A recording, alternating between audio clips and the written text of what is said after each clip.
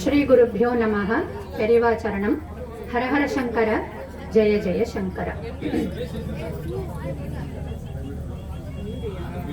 குரு பிரம்மா, குரு விஷ்ணு, குரு தேவோ மகேஸ்வரः, குரு சாட்சாத் பரபிரம்மா, தஸ்மை ஸ்ரீ குரவே நமः.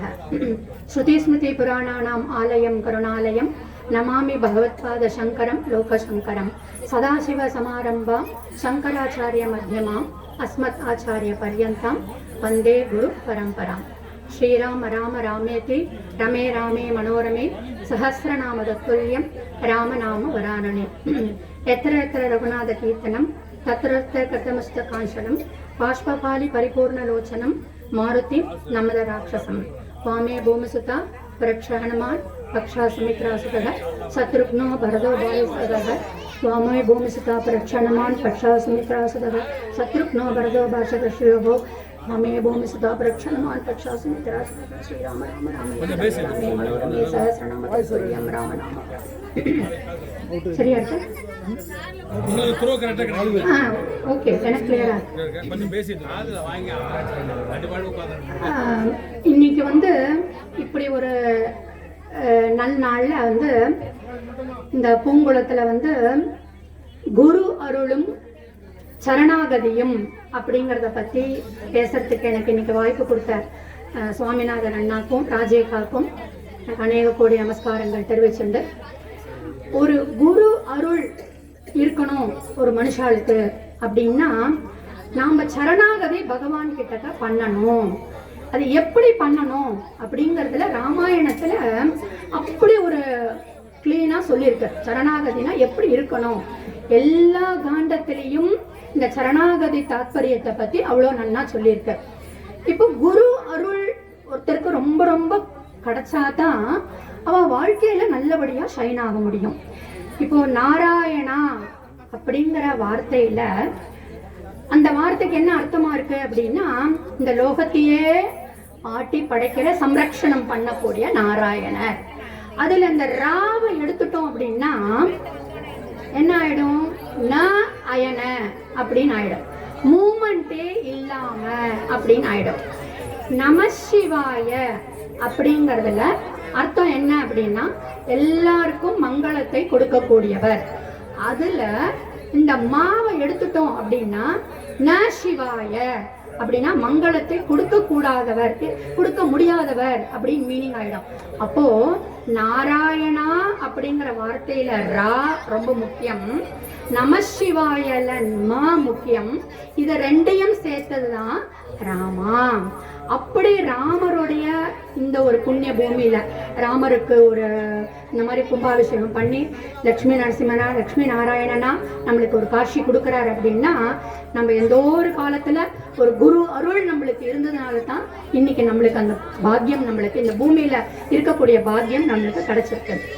நம்மளுக்கு எல்லாருக்கும் தெரிஞ்சிருக்கும் போதேந்திராளை பத்தி. போதேந்திராள் அப்படிங்கிறவர் இந்த ராம நாமத்தை பிரபலப்படுத்தினதுல அவரை மாதிரி யாருமே கிடையாது. என்னன்னா அவர் எல்லாரும் பிக்ஷைக்கு கூப்பிடுவாங்க.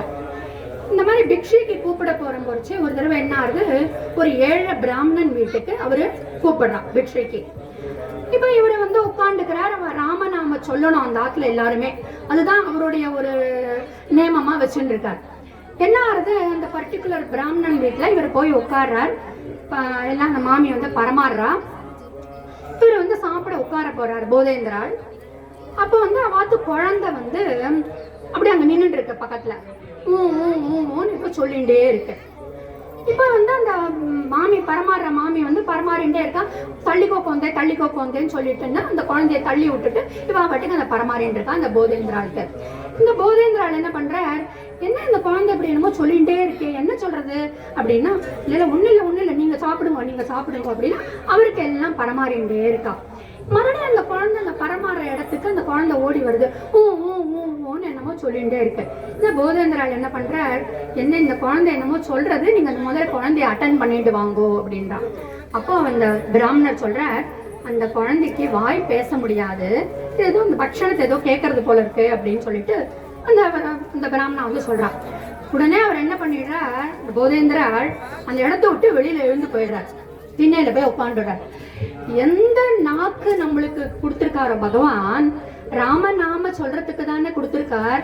பகவானே இந்த குழந்தைக்கு இந்த மாதிரி பேச இல்லாம பண்ணிட்டேலே அப்படின்னு அவரு போய் வாசல்ல திண்ணையில உட்காந்து ராம ராம ராம ராம ராமன் ப்ரே பண்ண ஆரம்பிச்சிட்டார். இந்த குழந்தை என்ன பண்ணிட்டு, அவர் சாப்பிட்டுட்டு போன அந்த இலையில இருந்து, அதுக்கு இந்த எச்சல்னு சொல்றோம் நாமெல்லாம், அவ வந்து உச்சிஷ்டம்னு சொல்லுவா. ஏன்னா ஒரு குரு சாப்பிட்டுட்டு போயிருக்காரு இல்லையா, அதை வந்து என்ன பண்ணிட்டு இந்த குழந்தை எடுத்து வாயில போட்டுண்டது.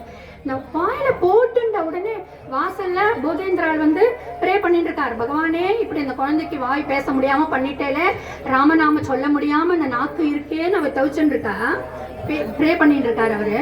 இங்க இந்த குழந்தை இந்த உச்சிஷ்டத்தை சாப்பிட்டுட்டு அடுத்த செகண்ட் ராம் ராம் ராம் ராம் ராம் ராம்னு சொன்ன உடனே அந்த அவ அம்மா அப்பாக்கு எப்படி இருந்திருக்கும், வாய் பேச முடியாத குழந்தை ராம் ராம் ராம்னு சொன்ன உடனே அப்படியே ஓடி போய் போதேந்திராள் காலில் போய் விழறான். அதுதான் அந்த குரு அருள். அந்த போதேந்திராள் வந்து இந்த குழந்தைக்காக அவர் அங்க ப்ரே பண்ணின உடனே அடுத்த செகண்ட் அந்த உச்சிஷ்டத்தை சாப்பிட்ட உடனே அந்த குழந்தைக்கு அருள் வந்துடுது. இந்த மாதிரி ஒரு அருள் கிடைச்சாதான் நம்ம வாழ்க்கையில நல்லபடியா முன்னுக்கு வர முடியும் அப்படின்னு மகாபெரிவா வந்து அவருடைய நிறைய புக்ஸ் எழுதியிருக்காரு. அவர் எழுதல, அவர் சொல்ல சொல்ல ரா கணபதி அண்ணாங்கிறவர் வந்து எழுதியிருக்கார். அதுல வந்து தெய்வத்தின் குரல் அப்படின்னு சொல்லிட்டேங்க. அதுல பகவத் பாதாள் ஆதிசங்கரரை பத்தி சொல்ற போச்சே, தட்சிணாமூர்த்தி ஸ்வரூபமா அப்படியே வட்டவிருட்சத்துக்கு அடியில தபஸ் பண்ணிட்டு உட்காந்துருக்காரு. மௌன குரு தானே, தட்சிணாமூர்த்தி பேசவே மாட்டார், மௌன குருவா உட்காந்துருக்கார். ஆனா ஜகத்துல வந்து ஒரே மதங்கள்லாம் வந்து புத்திசம் ஜெயினிசம் அப்படின்னு மதங்கள்லாம் வந்து மக்களை வந்து திசை திருப்பின்னு இருக்கு. என்ன பண்றதுன்னு தெரியாம தவிச்சுட்டு இருக்கா மக்கள்லாம். இப்ப எல்லாருமா போய் வட்டவிருட்சத்துக்கு அடியில உட்காந்துருக்கிற தட்சிணாமூர்த்திக்கு போய் சரண் அடையறான், சரணாகதி. அந்த சரண் அடைஞ்சு நீங்க தான் காப்பாற்றணும், இந்த மக்களை வந்து பூலோகத்துல இருக்கிற மக்களை நீங்க தான் காப்பாற்றணும் அப்படின்னு அப்படியே காலில் போய் விழுந்து சரணாகதி அடைஞ்ச உடனே சம்பவாமி யுகே யுகேன்னு சொல்றோம் இல்லையா, எப்பெல்லாம் அதர்மம் தலை தூக்குறதோ அப்பெல்லாம் தர்மத்தை நிலைநாட்டுறதுக்காக பகவான் வந்து அவதாரம் பண்ணுவார் அப்படின்னு சொல்லிட்டுன்னு அவர் வந்து கைலாச சங்கரரா இருக்கக்கூடியவர் காலடி சங்கரரா நம்மளுடைய பகவத் பாதாளா அவதாரம் பண்றார். அந்த சரணாகதி பண்ணினான்னா அவருடைய குரு அருள் கிடைச்சதுனாலதான் இன்னைக்கு நம்மளுக்கு இந்த மாதிரி ஒரு சனாதன தர்மத்தை நம்மனால போற்றி பாதுகாக்க வேண்டிய இந்த ஆஞ்சநேயர் இது பிரதிஷ்டை பண்ற போச்சே குழந்தைலாம் வந்து ஜெய் ஸ்ரீராம் ஜெய் ஸ்ரீராம் அப்படின்னு சொல்ற போச்சே ஆட்டோமேட்டிக்கா அந்த பவர் வந்துடுறது. அவளுக்கும் குழந்தைகளுக்கும் அந்த அருள் வந்துடுறது, பகவானுக்கு அருள் நம்மளால வரப்போறது இல்லை, பட் அந்த வைப்ரேஷன் எல்லாருக்கும் கிடைக்கிறது. இதுதான் அந்த குரு அருளுடைய முக்கியமான ஒரு தாத்பரியமா இருக்கு. இந்த சரணாகதி தத்துவத்தை பத்தி பேசுற போச்சு நான் சொன்னேன், ராமாயணத்துல ஃபுல் அண்ட் ஃபுல் சரணாகதியை பத்தி தான். அது இன்னொரு பேரு, ராமாயணத்துக்கு இன்னொரு பேரு சரணாகதி வேதம் அப்படின்னு பேரு. ஏன்னா எல்லா காண்டத்திலையும் பார்த்தேன்னா அப்படி ஒரு சரணாகதியோடைய முக்கியத்துவத்தை பத்தி அந்த ராமாயணம் நம்மளுக்கு சொல்றது. இப்போ ஃபார் எக்ஸாம்பிள் பாலகாண்டம் எடுத்துக்கோங்க. பாலகாண்டத்துல ராவணன் வந்து அட்டூழியம் பண்ணிட்டு இருக்கான், வரம் வாங்கிட்டான், என்னால அவனால மரணம் கிடையாது இவனால மரணம் கிடையாது அப்படின்னு நிறைய வரம் வாங்கிட்டான். ஆனா மனுஷனால எனக்கு கில்லிங் இல்லை எண்டு இல்லை அப்படிங்கறத அவன் வாங்கல. ஏன்னா இவனுக்கு துச்சம், மனுஷன்னா என்ன பண்ண முடியும் அவனால அப்படின்னு சொல்லிட்டுன்னு. அப்போ தேவர்கள் எல்லாரும் போய் சாஷ்டாங்கமா பகவான் கிட்ட நாராயணன் கிட்டக்க சரணாகதி அடையறான். அந்த சரணாகதி அடையிற போச்சு மறுபடியும் சம்பவாமி யுகே யுகே அப்படின்னு பகவான் என்ன பண்றாரு அப்படின்னா மனுஷ ரூபமா ராம அவதாரம் எடுக்கிறார். அந்த ராம அவதாரம் எடுக்கிற போச்சு கல்யாண குணங்கள் எல்லாம் நிரம்பி ஒரு சாதாரண மனுஷன் எப்படி இருப்பான், ஒரு நார்மல் ஹியூமன் பீங் எப்படி இருப்பானோ அப்படிப்பட்ட ஒரு வாழ்க்கையை வாழ்ந்து அவர் தன்னுடைய சீதா கல்யாணம் எல்லாம் நடக்கிறது. இப்போ எதுக்கு நான் முதல்ல பாலகாண்டத்துல சரணாகதியை பார்த்தோம் அப்படின்னா தேவர்கள் எல்லாம் சரணடைஞ்சா ராமாவதாரம், புத்திரகாமேஷ்டி யாகம் பண்றார் தசரதர், ராமா லக்ஷ்மணா சத்ருக்னா பரதான்னு சொல்லிட்டுன்னு குழந்தைகள் வருது, அவருடைய வம்சம் தழைக்கிறது. ஸோ இது ஃபர்ஸ்ட் வந்து சரணாகதி இந்த பாலகாண்டம்ல வருது. இந்த மாதிரி எல்லா காண்டத்திலையும் அயோத்தியா காண்டத்துல பார்த்தேன் அப்படின்னா திரிசங்குடைய சரணாகதி வர்றது. விஸ்வாமித்திரர் கிட்ட போய் நான் வந்து உடம்போட சொர்க்கத்துக்கு போகணும் அப்படிங்கிறான். ஸோ அதுக்கும் வந்து விஸ்வாமித்திரர் அருள் புரிகிறார். அந்த சரணாகதி தத்துவம் வருது. அடுத்தது வந்து அயோத்தியா காண்டத்துல பார்த்தேன்னா ரொம்ப முக்கியமான ஒரு காண்டம். ராமர் காட்டுக்கு போயாச்சு, அம்மா அப்பாவுடைய வாக்கியத்தை பரிபாலனம் பண்றதுக்காக. என்ன பண்றார் பரதன்? அண்ணா நீ இல்லாம என்னால இந்த அயோத்தியாவை ரூல் பண்ண முடியாது அப்படின்னு சொல்லிட்டு. சத்தம் இல்லாம இருந்தேன்னா நல்லா கேட்கலாம். பேசாம இருந்தேன்னா நல்லா கேட்கலாம். ஓகேவா? கொஞ்சம் அமைதியா இருந்தேன்னா எல்லாம் நல்லா கேட்கலாம். பரதன் வந்து அண்ணா நீ இல்லாம என்னால இந்த அயோத்தியாவை ஆள முடியாதண்ணா அப்படின்னு போய் சரணாகதி அடையறான். இதே மாதிரி சரணாகதி அடைஞ்ச உடனே ராமர் வந்து சித்திரக்கூடத்துல இருந்து போயிட போறாரா? போயிட மாட்டார். ஏன்னா அப்பாவுடைய வாக்கிய பரிபாலனம், சீதாவை அபகரணம் பண்ணணும், ராவணனை வதம் பண்ணணும், அதுக்குதான் அவதாரமே எடுத்திருக்காரு. அப்படி இருக்கிற போச்சு இவன் வந்து சரணாகதி அடைஞ்சிட்டான். ஆனா ஒருத்தர் சரணாகதி அடைஞ்சிட்டான் அப்படின்னா அதுக்கு வந்து ரிசல்ட் கொடுத்தாகணும். எப்படி தேவர்கள் எல்லாம் சரணாகதி அடைஞ்சாலோ ராமாவதாரம் ஏற்பட்டதோ அது மாதிரி இப்ப பரதன் வந்து சரணாகதி அடைஞ்சாட்டான். அண்ணா நீ தான் வந்து என்னோட அயோத்தியாவை காப்பாற்றணும், எங்க அம்மா கைகேயி தப்பு பண்ணிட்டா, நீங்க அதெல்லாம் மறந்துட்டு என்னோட வாங்கோ அப்படிங்கிறோம். ஆனா இவர் என்ன பண்றாரு அப்படின்னா, பித்ருவாக்கியத்தை பரிபாலனம் பண்ணணும் பரதா, என்னால வர முடியாது அப்படின்னு சொல்றாரு. இந்த இடத்துல ஒரு சூக்ஷ்மம் பாருங்க. பகவான் கிட்டக்க சரண் அடைஞ்சிட்டோம் அப்படின்னா கண்டிப்பா நம்மளுக்கு அவர் பலன் கொடுக்க போறார், கொடுத்துருவார். ஆனா இந்த இடத்துல பலன் கொஞ்சம் டிலே ஆகுது. ஆனா என்ன பண்றாராம் பகவான், அவரை விட சிரேஷ்டமா இருக்கக்கூடிய அவருடைய பாதுகைய கொடுத்து, பரதா நீ இதை வச்சுக்கோப்பா, இதை வச்சுட்டு நீ வந்து ராஜ்யத்தை ரூல் பண்ணுப்பா அப்படின்னு இந்த பாதுகா ஸ்தோத்திரம் அப்படின்னு ஒரு 108 ஸ்லோகங்கள் அந்த பாதுகைக்கு வச்சு ஏற்றிருக்கா. அதாவது பகவான் தன்னால டக்குன்னு இமீடியட்டா அருள் கொடுக்க முடியலன்னா கூட அவர் என்ன பண்றாரா, இந்த மாதிரி எனக்கு, ஏன்னா அவருக்கு ஒரு கடமை இருக்கு. ஆனா என்னுடைய சரண்ல வந்துட்டான், அவன் என்னோட ஃபீட்ல வந்து விழுந்துட்டான், அவனுக்கு நான் பரிபாலனம் பண்ணணும் அப்படின்னு சொல்லிட்டுன்னு தன்னை விட சிரேஷ்டமா இருக்கக்கூடிய தன்னோட பாதுகைய ஸ்லிப்பர்ஸை கொடுத்து அவரை வந்து ரூல் பண்ண சொல்றான். அவர் அவ்வளோ அழகா அந்த பரதன் வந்து அண்ணா அவனும் மரபுரியெல்லாம் இது பண்ணிட்டு வேர் பண்ணிட்டு, லைக் ராமர் காட்டுல இருக்கிற மாதிரியே அவனும் காட்டுல இருந்து அயோத்தியாக்குள்ள போகாம நந்திகிராம் அப்படிங்கிற ஒரு கிராமத்துல இருந்து பாதுகைய அரண்மனை அந்த சிம்மாசனத்துல வச்சுட்டு ரூல் பண்றான். ஸோ இது வந்து இந்த காண்டத்துல வந்து அயோத்தியா காண்டத்துல ரொம்ப முக்கியமா சொல்லப்படக்கூடிய ஒரு சரணாகதி தத்துவம். அடுத்தது வந்து என்ன பார்த்தேன்னா லக்ஷ்மண சரணாகதின்னு சொல்றது. அதாவது என்னன்னா, இப்ப காட்டுக்கு போறார் அப்படின்னு சொன்ன உடனே சீத்தையும் கிளம்பிடுறான், நானும் காட்டுக்கு வந்தாகணும்னு சொல்லிட்டுன்னு. அப்ப லக்ஷ்மணர் வந்து என்ன பண்றாரா, ஆதிசேஷன் இல்லையா, ஆதிசேஷனுடைய அவதாரம் இல்லையா, ஸோ ராமர் இல்லாம விஷ்ணு இல்லாம லக்ஷ்மணன் இருக்க முடியாது இல்லையா. அதனால அண்ணா உனக்கு நான் சரணாகதி, உன்னோட ஃபீல்ட்ல நான் வந்து விழுந்துடுறேன், உனக்கு எல்லா கைங்கரியமும் நான் பண்றதுக்கு ரெடியா இருக்கேன். நீ உட்காரணுமா, உனக்கு உட்காரத்துக்கு ஆசனம் போடுறேன், நீ படுத்துக்கணுமா அதுக்கு தர்பைனால உனக்கு எல்லாம் போடுறேன், நீ சாப்பிடணுமா அதுக்குரிய பழங்கள்ல தான் பறிச்சுன்னு வரேன் அப்படின்னு ஒவ்வொரு கைங்கரியமும் பண்ணிட்டு இந்த லக்ஷ்மணன் சரணாகதி அடைகிறார்.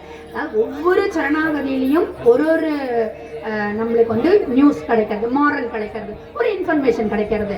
பரதனுடைய சரணாகதியில பார்த்தீங்கன்னா டிலேவா கிடைச்சாலும் அவனுக்கு, ஆனா பலன் வந்து ராமருக்கு கிடைக்கிற ஒரு ராமர் கொடுக்கிற பலனை விட இந்த பாதுகைக்கு நிறைய பலன் இருக்குன்னு சொல்லிட்டு நம்ம பார்த்தோம். அதே மாதிரி வந்து திரிசங்கு சொர்க்கத்துல வந்து ஒரு முனிவருக்கு வந்து விஸ்வாமித்திரர் வந்து தன்னுடைய சக்தி எல்லாம் பண்ணி ஒரு சொர்க்கத்தை கிரியேட் பண்ணிடுறார் திரிசங்கு வந்து உடம்போட போறதுக்கு. ஸோ அது வந்து ஒரு பலன் கொடுக்குறார். இப்போ முனிவருக்கே இவ்வளவு சக்தி இருக்கு அப்படின்னா பகவான் வந்து எவ்வளவு அருள் நம்மளுக்கு கொடுப்பார். கோவிலுக்கு போனோம்னா நம்ம மெயினா என்ன பண்றோம்னா, நேர சாமியோட ஃபேஸை பார்த்து கணத்துல போட்டுக்கோம். நம்ம பண்ற தப்பு அதுதான். என்ன பண்ணணும் அப்படின்னா, சாமியினுடைய பாதத்திலிருந்து தான் அவரை நம்ம தரிசனமே பண்ணணும். அந்த பாதார விந்தத்திலிருந்து நம்ம அதுதான் பிடிச்சுக்கோன்னு சொல்லுவான். பாதார விந்தத்தை எவ்வளோக்கு எவ்வளோ நம்ம கெட்டியா பிடிச்சுக்கிறோமோ அவ்வளோக்கு அவ்வளவு நம்மளுடைய வாழ்க்கையில நம்மளுக்கு நல்லது நடக்கும் அப்படின்னு சொல்ற. தரிசனம் பண்ற போச்சு கண்ணை முதல்ல பார்க்காம பாதத்திலிருந்து நம்ம பார்த்து நம்ம வந்து சாமியை வந்து ப்ரே பண்ணணுங்கிறது ஒரு இந்த சரணாகதி தத்துவத்தினுடைய ஒரு முக்கியமான ஒரு இதுவா இருக்கு. அடுத்தது வந்து கிஷ்கிந்தா காண்டம். கிஷ்கிந்தா காண்டத்துல பார்த்தேன் அப்படின்னா நம்ம எல்லாருக்கும் தெரிஞ்சதான் சுக்ரீவனுக்கு வந்து அவன் என்னன்னா கொஞ்சம் பயப்படுறான்.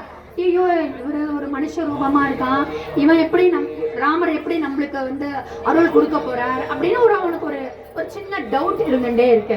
அப்போ அந்த இடத்துலதான் வர ஆஞ்சநேயர், ஒரு மந்திரி தானே, ஸோ நவ வியாக்கரண பண்டிதர் அவரு. யாரு? ஆஞ்சநேயர். ஆஞ்சநேயர் மாதிரி ஒரு சூப்பர் ஹீரோ யாருமே இருக்க மாட்டான். அவர் சிரஞ்சீவி. எங்கெல்லாம் ராம நாமம் ஒலிக்கிறதோ அங்கெல்லாம் ஆஞ்சநேயர் இருந்துண்டு கண்டிப்பா கேட்டுட்டு தான் இருப்பார். நம்மளுக்கு டைரக்டா ராமர் கிட்டக்க அவர் மூலியமா நம்ம எல்லா வேலையுமே முடிச்சுடலாம். ஸோ இப்போ என்ன பண்றான் சுக்ரீவன், கொஞ்சம் பயப்படுறான். ஐயோ ராமர் நம்மளுக்கு வந்து இந்த மனுஷனால நம்மளுக்கு உபயோகம் இருக்குமா, நம்மளுக்கு பலன் இருக்குமா, நம்மளுடைய அண்ணா வாலிய வதம் பண்றதுக்கு இவருனால ஹெல்ப் பண்ணுவாரா அப்படின்னு. அப்போ ஹனுமார் வந்து போய் அட்வைஸ் பண்றாரு. ஈவன் தோ ஒரு மினிஸ்டரா இருந்த கூட என்ன அட்வைஸ் பண்றாரு, நீங்க கவலையே படாதீங்க ராஜா, நம்ம சரணாகதி அடைஞ்சிட்டோம் அப்படின்னா ராமரை அவர் வந்து இதெல்லாம் பார்த்துப்பார் அப்படின்னு சொல்லிட்டு என்ன சுக்ரீவன் வந்து சரணாகதி அடையறான். சுக்ரீவன் சரணாகதி அடையிற போச்சு ரெண்டு பேரும் ஒரு இது பண்ணிக்கிறான், டீல் மாதிரி பண்ணிக்கிறான். நீ வந்து என்னோட அண்ணனை வந்து கில் பண்ணணும், நான் வந்து சீத்தையை கண்டுபிடிக்கிறதுக்கு என்னோட வானர சைன்யங்கள்லாம் அனுப்புறேன் அப்படின்னு சொல்லிட்டு அதுபடி எல்லாம் நடக்கிறது. ஸோ இந்த சரணாகதி தத்துவத்துல வந்து அவன் பயந்தாலும் ஒரு ஒரு குரு மூலியமா ஒரு மீடியேட்டர் மூலியமா அந்த வந்து சரணாகதிக்கு வழிவகுக்கிறார் பகவான் வந்து. ஏன்னா சுக்ரீவனுடைய வானர படைகள் இல்லைன்னா லங்கையை கிராஸ் பண்ணிட்டு போக முடியாது. அதனால அந்த ஒரு சரணாகதி தத்துவத்தின் மூலியமா இந்த ஒரு நம்மனால முடியும் அப்படிங்கிற ஒரு நம்பிக்கையோட பண்றது. அடுத்தது சுந்தரகாண்டத்துல பார்த்தேன் அப்படின்னா எல்லாரும் ஆஞ்சநேயர் கொண்டு போய் கொடுக்குறார், சீத்தையை பார்க்குறார். பார்த்த உடனே அந்த சூடாமணி எல்லாம் வாங்கிட்டு எல்லாம் பண்ணிக்கிறார். ஆனால் இங்கே என்ன பார்க்கணும் நாம அப்படின்னா சரணாகதி தத்துவத்தில் காக்காசுர விருத்தம் அப்படின்னு சொல்லிட்டுன்னு சீத்தை சொல்கிறான். அதாவது ஆஞ்சநேயர் கேட்குறார், அம்மா நான் உங்களை பார்த்தேன் அப்படிங்கிறதுக்கு எனக்கு ஏதாவது ஒரு ப்ரூஃப் சொல்லுங்கோ அப்படின்னு சீத்தை சொல்கிறான். நான் இந்த ஸ்டோரியை சொன்னேன்னா ராமர் வந்து நீ என்னை பார்த்தேன்னு புரிஞ்சுப்பாரு அப்படின்னு என்ன சொல்கிறான் அப்படின்னா, ஒரு காக்கா வந்து என்னுடைய மார்பிள வந்து குத்திண்டே இருந்தது. அது யாரு அப்படின்னா இந்திரனுடைய பையனான ஜெயந்தன் அப்படிங்கிறவன் தான் காக்கா உருவத்துல வந்து சீத்தையை வந்து தொந்தரவு பண்ணியிருக்கான். அப்போ வந்து இப்படி தொந்தரவு பண்றானே, என்னுடைய மனைவி ஒருத்தன் தொந்தரவு பண்றானே அப்படின்னு ராமர் என்ன பண்றார், அவர்கிட்ட அப்ப ஆயுதங்கள்லாம் இல்லை, ஏன்னா வனவாசத்துல இருக்கார். அப்ப என்ன பண்றாரா, ஒரு தர்பைய கிள்ளி போட்டு அந்த தர்பையில பிரம்மாஸ்திரத்துல ஒரு மந்திரத்தை சொல்லி இந்த காக்கா மேல அந்த ஜெயந்தன் மேல விட்டுடுறாரு. அவன் வந்து பார்த்து ஐயோ இந்த மாதிரி வந்துருது, நம்மளை துரத்தின் வருது அப்படின்னு சொல்லிட்டு அவன் ஓடுறான். அம்மா அப்பா தன்னுடைய சகோதரர்கள் எல்லார்கிட்டையும் போய் சரணாகதி அடையிறான். ஆனா இந்த இடத்துல இந்த சரணாகதி பலிக்கல. ஏன் பலிக்கல? அவன் கெட்ட எண்ணத்தோட தாயார வந்து தொந்தரவு பண்ணியிருக்கான். அப்போ அவனுக்கு வந்து அந்த இது விமோச்சனம் கிடையாது அப்படின்னு சொல்லிட்டு யாருமே அவனுக்கு வந்து அடைக்கலம் கொடுக்கல. அப்ப என்ன பண்றான், அந்த அப்பதான் இந்த ஜெயந்தனுக்கு வந்து காக்கா உருவத்துல வந்து அவனுக்கு வந்து புரியுறது, நம்ம தப்பு பண்ணிட்டோம் அப்படின்னு சொல்லிட்டுன்னு மறுபடியும் ராமர் காலிலேயே வந்து சரணடைகிறான். ராமா நீ தான் என்னை காப்பாற்றணும், நான் தப்பு பண்ணிட்டேன் அப்படின்னு சொல்றான். அப்போ ராமர் சொல்றார், என்னடியார் தப்பு பண்ணாலும் இந்த மாதிரி என் காலில் வந்து விழுந்துட்டாங்க அப்படின்னா நான் வந்து அவளை காப்பாற்றணும். அவன் தப்பு பண்ணியிருக்கான், அதுக்குரிய பலன் அனுபவிச்சுட்டான். ஏன்னா எல்லார்கிட்டையும் போய் கேட்டு ஒருத்தரும் அடைக்கலம் கொடுக்க மாட்டேன்னு சொல்லிட்டான். அப்போ அதனால நல்லா அவஸ்தைப்பட்டுட்டான். அப்போ மறுபடியும் என் காலில் வந்து விழுந்திருக்கான். அப்போ அவனுக்கு வந்து நல்லது பண்ணணும் அப்படின்னு சொல்லிட்டு அவனுக்கு வந்து சரணாகதி இதை வந்து மோட்சத்தை கொடுக்குறாரு. ஸோ இந்த மாதிரி ஒவ்வொரு காண்டத்திலையும் பண்ணிகிட்டே இருக்கிறாரு சரணாகதி தத்துவம். கடைசியில யுத்த காண்டத்துக்கு வரும்போது ரொம்ப முக்கியமா விபீஷண சரணாகதி. விபீஷணன் யாரு? ராவணனுடைய தம்பி. அப்ப அவன் என்ன பண்றான், அதர்மத்துக்கு பக்கம் அவன் இருந்திருக்கான் இத்தனை நாள். ஆனா ராமருடைய கல்யாண குணங்கள் எல்லாம் தெரிஞ்சுண்டு ராமர் மாதிரி ஒருத்தர் பகவான் ஸ்வரூபமா வந்திருக்கார். தாயார் வந்து சீதா உருவத்துல இந்த மாதிரி வந்து கஷ்டப்படுறா, அவளுக்கு வந்து நம்ம நல்லது செய்யணும்னு சொல்லிட்டுன்னு தன்னுடைய அண்ணா தப்பு பண்ணினாலும் நீ பண்ணினது தப்புன்னு சொல்லி ராமர் காலில் போய் விழறார். அப்போ எல்லாரும் லக்ஷ்மணனுக்கு எப்பவுமே கோபம், ஆதிசேஷன் ஸ்வரூபம் தானே, புசு புசு புசு புசு கோபம் வந்துட்டே இருக்கும் பாம்பு மாதிரி. அண்ணா நீ இந்த மாதிரி அவன் சைட்ல எனிமி சைட்லன்னு வந்திருக்கான், நீ போய் அவனை அக்செப்ட் பண்ணிக்கிறேன்னு சொல்றியே, இது சரியே இல்லை அப்படிங்கிறான். அப்போ ராமர் சொல்றார், அவன் தப்பே பண்ணியிருந்தாலும் அதர்மத்து பக்கம் இருந்தாலும் அதை உணர்ந்து, அதுக்குதான் சொல்லுவான் இந்த சரணாகதிக்குன்னு ஒரு கடைசியா ஒரு இது இருக்கு, அந்த இப்படிதான் இருக்கணும்னா சரணாகதினா இப்படிதான் இருக்கணும். அது எப்படி இருக்கணும் அப்படின்னா அனுகூல்ய சங்கல்பமா இருக்கணும். அனுகூல்ய சங்கல்பம் அப்படின்னா அந்த மாதிரி ஒரு எனிமி சைட்ல இருந்தாலும் அதர்மத்துக்கு பக்கத்துல இருந்தாலும் அதை புரிஞ்சுண்டு நம்ம அதர்மத்துல, அதனாலதான் கர்ணன் வந்து மகாபாரதத்துல வந்து தப்பு பண்றான்னு தெரிஞ்சும் அவளோட இருந்துட்டான். யாரோட இருந்துட்டான்? பாண்டவர் பக்கம் போகாம இந்த கௌரவர் பக்கத்திலேயே இருந்துட்டான். கர்ணன் இவளுடைய பாண்டவர்களுடைய மூத்த அண்ணா தானே, ஆனாலும் அந்த அதர்மத்தை பக்கத்திலேயே அவன் இருந்ததுனாலதான் அவனுக்கு வந்து அந்த சரணாகதி பலிக்கல. இங்க வந்து விபீஷணன் புரிஞ்சுட்டான், ராமர் பக்கம் போனோம், நம்ம ராமர் தான் பகவானுடைய ஸ்வரூபம்னு தெரிஞ்சுண்டு தன்னுடைய அண்ணாவை மீறிண்டு எதிர்த்துண்டு இத்தனை நாள் அவருடைய உப்பை சாப்பிட்டு இருந்தாலும் நம்ம தப்பு பண்ணியிருந்தாலும் நம்ம போய் சரணாகதி அடையணும் அப்படின்னு சொல்லிட்டு என்ன சொன்னோம், அதுக்குதான் அனுகூல்ய சங்கல்பம்னு பேரு. அடுத்தது வந்து பிரதிகுஷ்டவர்ஜனம்னு சொல்லுவா. அது என்ன அப்படின்னா ராவணனை வந்து எதிர்த்து பேசுறான் விபீஷணன், இந்த மாதிரி நீங்க வந்து சீத்தையை கடத்தின்னு வந்தது தப்பு, இந்த மாதிரி ஆஞ்சநேயருடைய வால்ல வந்து ஆஞ்சநேயரை கொலை பண்ணிடுறேன்னு சொல்றது தப்பு, அந்த மாதிரிலாம் அவருடைய தப்புகளை வந்து எடுத்து உரைக்கிறான். ஸோ இந்த மாதிரி அவன் குவாலிட்டிஸ்லாம் அவன் வந்து ஃபாலோ பண்ணினதுனால அந்த சரணாகதி தத்துவத்தை அவன் அந்த பிரின்சிபல்ஸ் அவன் ஃபாலோ பண்ணினதுனால இந்த விபீஷணனுடைய சரணாகதி வந்து ராமாயணத்துல ரொம்ப ரொம்ப முக்கியமா சொல்லப்படுறது. ஸோ அவனுக்கு வந்து சரணாகதி கொடுத்து அவனுக்கு வந்து லங்கையினுடைய ரூல் பண்றதுக்கு அவனுக்கு பொறுப்பை கொடுத்துடுறாரு. ஸோ இப்படி வந்து இந்த சரணாகதி தத்துவத்தை சொல்லிண்டே வரும்போது என்ன சொல்றாரு அப்படின்னா மகாபெரிவா இந்த தெய்வத்தின் குரல்ல இந்த ஒரு குரு அருள் யாருக்கு இருக்கும் அவ வந்து இந்த மாதிரி ஆட்டோமேட்டிக்கா சரணாகதி பகவான் கிட்ட சரணாகதி அடைஞ்சிருவா.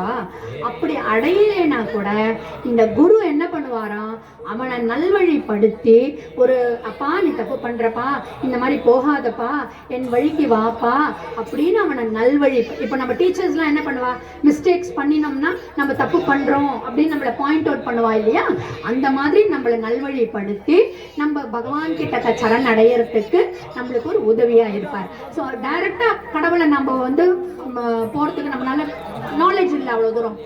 இப்போ அதுக்கு வந்து ஹெல்ப் பண்றதுக்கு தான் ஒரு குருனுடைய அருள் வந்து நம்மளுக்கு தேவையா இருக்கு. ஸோ இந்த குரு அருளும் இந்த சரணாகதியும் நம்ம பண்ணினோம் அப்படின்னா நம்ம வாழ்வுல வந்து நம்ம லைஃப்ல வந்து எந்த ஹைட்ஸுக்கு போகணும்னு நம்ம நினைக்கிறோமோ, அதாவது நம்மளுக்கு என்னெல்லாம் கிடைக்கணும்னு நம்ம நினைக்கிறோமோ அதெல்லாம் நம்மளுக்கு கிடைக்கும் அப்படிங்கிறது தான் இதனுடைய முக்கியமான தத்துவமா இருக்கு. இன்னும் ஒரே ஒரு பாயிண்ட் மட்டும் சொல்லிட்டு விட்டுடுறேன், நான் முடிச்சுட்டேன். இந்த மகாபெரிவா வந்து தெய்வத்தின் குரல்ல இந்த குரு மகிமையை பத்தி சொல்ற போச்சு இந்த ஸ்பர்ஷ மணி அப்படின்னு ஒரு மணியை பத்தி சொல்றார். இந்த மணி என்னன்னா அது ஒரு கல்லு. அந்த கல் என்ன பண்ணுமா, எந்த பொருள் தங்கிட்டக்க வருதோ அதை வந்து கோல்டா மாத்திருமா. இப்போ நம்ம ஒரு மெட்டல் வைக்கிறோம், இந்த ஸ்பர்ஷமணி பக்கத்துல ஏதாவது ஒரு மெட்டல் வைக்கிறோம், உலோகம், ஏதோ ஒரு உலோகத்தை வைக்கிற போச்சு அந்த மணியினுடைய கெப்பாசிட்டி என்னன்னா அதை கோல்டா மாத்திருமா. சரி, அப்படின்னா நம்ம எல்லாத்தையும் கொண்டு போய் வச்சிருக்கோம். இப்போ கோல்டு விற்கிற ரேட்டுக்கு என்ன, நம்ம எல்லா கல் மண் நம்மள்கிட்ட இருக்கிற எல்லாத்தையும் கொண்டு போய் அங்கே வச்சுட்டு அந்த கல் ஸ்பர்ஷமணி கிடைச்சிட்டுனா அது எல்லாத்தையும் கொண்டு போய் அதை வச்சுடலாம்னா அதுல என்னன்னா அது கோல்டா மாத்தும், ஆனா கோல்டனுடைய தன்மை அதுக்கு வராது. அதுலேருந்து நீ வந்து ஜுவல்ஸ் எல்லாம் பண்ணிக்க முடியாது. எனக்கு ஸ்பர்ஷமணி கிடைச்சிருது, ஒருத்தன் சொன்னான், சார் எனக்கு ஸ்பர்ஷமணி கிடைச்சிருது சார், எங்க வீட்டில் இருக்கிற அத்தனை கல்லையும் நான் கோல்டா மாத்திட்டேன் சார் அப்படின்னா. வெரி குட், கோல்டா மாத்திட்டேன், ஆனா அந்த கோல்டுலேருந்து ஒரு ஜுவல் கூட பண்ண முடியாது. ஏன்னா அதுக்கு வந்து கோல்டா மாத்திரதா முடியுமே வந்து கன்வெர்ட் தான் பண்ண முடியுது. அந்த கோல்டுக்கு உடைய குவாலிட்டிஸ் அது கிட்டக்க இல்ல, அது பண்ண முடியாது அந்த ஸ்பர்ஷமணினால. ஆனா அந்த குரு அப்படிங்கிறவர் என்ன பண்ணுவாராம், தன்னுடைய சிஷ்யனை அந்த குழவி கொட்டி கொட்டி கொட்டி கொட்டி கொட்டி கொட்டி கொட்ட கொட்ட கல்லும் தேயும்னு சொல்லுவா இல்லையா, அந்த மாதிரி அந்த குழந்தைகளுக்கு புத்திமதி சொல்லி சொல்லி சொல்லி சொல்லி நல்வழிப்படுத்துவா. நாங்கள்லாம் படிக்கிற காலத்துல எல்லாம் குச்சிலாம் வச்சுட்டு இருப்பாங்க டீச்சர்ஸ் எல்லாம். அப்படியே டக்கு டக்கு டக்குன்னு கை நீட்டு மிஸ்டேக் பண்ணிட்டியா தட்டு அடிம்பா. இந்த காலத்துல குச்சிலாம் எடுத்துன்னு வந்தா அவ்வளவுதான், கேஸ் போட்டுருவாங்க டீச்சர் மேலேயே. குட்டவும் கூடாது, அடிக்கவும் கூடாது. அடிக்க வேண்டாம், பட் அந்த நல்வழி குரு கையால குட்டு வாங்கினோம்னா நம்ம நல்ல வழிக்கு வருவோம்னு சொல்லுவோம் அந்த காலத்துல எல்லாம். இந்த காலத்துல எல்லாம் டீச்சர் அம்மா அப்பாவே திட்டக்கூடாது. நம்ம திட்டினா குழந்தைகள் கோவம் வந்துடுறது. அப்புறம் தானே குரு இது பண்றதுக்கு. பட் டு சம் எக்ஸ்டென்ட் ஒரு மிரட்டலாம், ஒரு நல்வழிப்படுத்தணும் இல்லையா குழந்தைகளுக்கு தெரியாது. அந்த தெரியாத விஷயத்தை நம்ம சொல்லி தரணும் அப்படின்னா ஒரு மிரட்டுற மாதிரி அடிக்கணும்னு சொல்லல, பட் அந்த நல்வழிப்படுத்துறதுக்கு ஏதாவது ஒரு ஸ்ட்ரிக்ட் ஒரு ரூல்ஸ் வச்சுருக்கணும். இப்படிதான் பண்ணணும், இப்படிதான் செய்யணும்னு. அதுதான் அந்த குரு பண்ணக்கூடியவர். அந்த குரு அந்த மாதிரி பண்ணிட்டார் அப்படின்னா நம்ம என்ன ஆயிடும், நம்ம கோல்ட் ஆயிடுவோம். நம்ம கோல்ட் ஆயிட்டோம் அப்படின்னா நம்ம வந்து நல்ல லைஃப்ல பிரகாசமா ஆயிடலாம். ஸோ குரு கையால் நல்லா திட்டு வாங்கிடுவோம். டான்ஸ் எல்லாம் ஆட போகிறோம். இப்போ மிஸ்டேக் பண்ணினான்னா மேடம் சொல்லுவாங்கல்ல தப்பு அப்படின்னு சொல்லிட்டு அந்த அடிக்கிறதுனால இது பண்ணுவாங்க இல்லையா, மிரட்டுவாங்க இல்லையா. ஸோ அது பண்ணதான் நம்மளுக்கு வந்து தப்பு எங்கே பண்ணுறோன்றது நம்மளுக்கு தெரியும். அவருக்கு சொல்லலைன்னு வச்சுக்கோ, நம்ம தப்பு பண்ணுறோமா இல்லையான்னு நம்மளுக்கு தெரியாது. அதெல்லாம் நம்மளுக்கு லேர்ன் பண்ணுறதுக்கு நம்மளுக்கு இந்த குருவனுடைய ஒரு கைடன்ஸ் நம்மளுக்கு தேவையாக இருக்குது. ஸோ ஒரு சாராம்சமாக சொல்லணும் அப்படின்னா, ஒரு குருவனுடைய பிளெஸிங்ஸ் நம்மளுக்கு கிடைக்கிறது அப்படின்னா அதை வச்சுண்டு பகவானை நம்ம வந்து சரணடைஞ்சிட்டோம் அப்படின்னா நம்மளுடைய சனாதன தர்மத்தை யாராலையும் ஒண்ணுமே பண்ண முடியாது. அதனுடைய ரூட் வந்து ரொம்ப ரொம்ப ஸ்ட்ராங்கா இருக்கு. மேபி கொஞ்சம் அப்படி அசைக்க விடலாம், அசைச்சிட்டு போகட்டும். ஆனா இந்த மாதிரி குழந்தைகள்லாம் வந்து அடுத்த ஜென்ரேஷன் ஜென்சி குழந்தைகள்லாம் இந்த மாதிரி வந்து எல்லாம் பண்ண பண்ண பண்ண கண்டிப்பா நம்மளுடைய சனாதன தர்மம், பகவானுடைய அருள், இந்த சரணாகதியினுடைய தத்துவமும் ஃபுல்ஃபில் ஆகும். எல்லாருக்கும் வாழ்க்கையில வந்து மேலும் மேலும் நல்லபடியா ஒரு அருள் கிடைக்கும் அப்படின்னு சொல்லிட்டேன்னு என்னுடைய உரையை முடிச்சுக்கிறேன். இந்த ஒரு நல்ல வாய்ப்பு கொடுத்த பாஸ்கர் அண்ணா ராஜீவ்காக்கு என்னுடைய நன்றிகளை தெரிவிச்சுக்கிறேன்.